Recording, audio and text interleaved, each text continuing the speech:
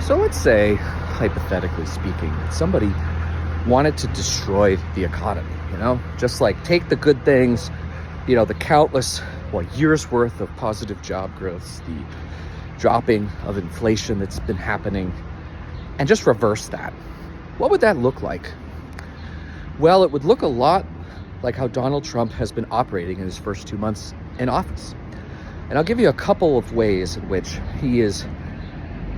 all of his policies are seemingly designed to tank the economy. So let's break it down a little bit. So let's first start with tariffs.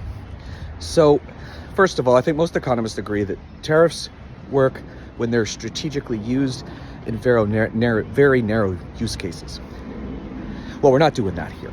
So Trump has put 10% tariffs on China and has threatened 25 to 50% tariffs on both Mexico and Canada. But it gets even worse than that he has been yo-yoing back and forth about whether he's going to implement them or not. And if there's anything that the markets hate, it's instability and uncertainty. And so when you are going after two of our largest trade partners with crippling tariffs, mostly for the American public, because they're the ones that are going to pay for it. Remember, the countries are not paying for it. The people who get the goods are paying for it.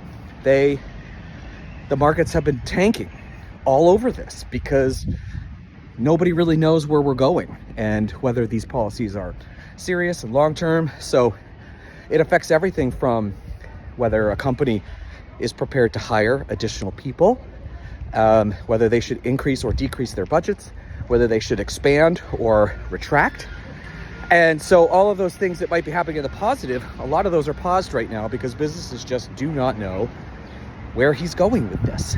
And anybody with half of a brain on how to do a business or run a business knows that this is just damaging and we will not come out positively on the other side, which is one of his claims, right? Is that we're going to need a little bit of pain. But no one's playing ball. He's not getting anything. And he's been threatening this stuff for months now. And we have seen no tangible benefits whatsoever.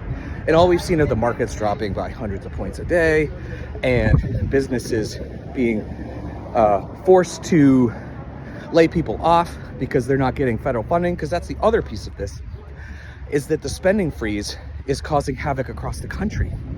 There's universities who basically need to survive on some of these science grants and other things that are now talking about mass layoffs. And these are good jobs. I mean, even in Alabama, Katie Britt's backyard, they're looking to they're going to lose a few thousand high-paying jobs. And I'm sorry, but Alabama is not a place that can afford to lose a few thousand good-paying jobs. And even she now, who's one of the biggest MAGA supporters of all, it's like, whoa, like, I didn't realize you were going to hurt us, that type of thing. But yeah, it's like happening across the country, put on top of the fact that the federal workforce has been reduced by like 200,000. Again, those are usually pretty good paying jobs. And yes, it's affected DC a lot, but it's also affecting rural communities as well. I did a podcast episode of my Political podcast earlier this week with the former director of the National Park Service. And he's saying, there are people being let go at national parks and all across the country. And the reality is most of those are in deep red areas because they're rural. So there are not a lot of good jobs there. Also, when you reduce the National Park Service, you make the experience worse. Trash doesn't get picked up. There are not as many guides, safety stuff, all of this. So less people show up, which means we make less money. So if I was going to torpedo the economy on purpose, I would simply do what Donald Trump is doing.